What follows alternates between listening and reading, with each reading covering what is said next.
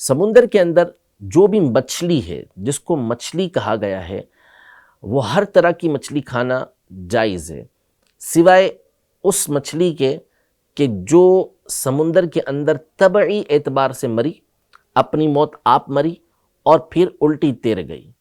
اس کو سمک کے طافی بولتے ہیں، یعنی الٹی تیرنے والی جو مچھلی ہوتی ہے، اس کو حدیث پاک کے اندر کھانے سے منع کیا گیا۔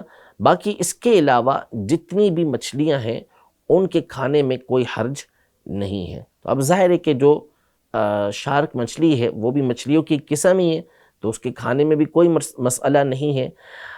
البتہ ظاہر ہے کہ یہ ایک سوال برائے سوال ہی ہو سکتا ہے۔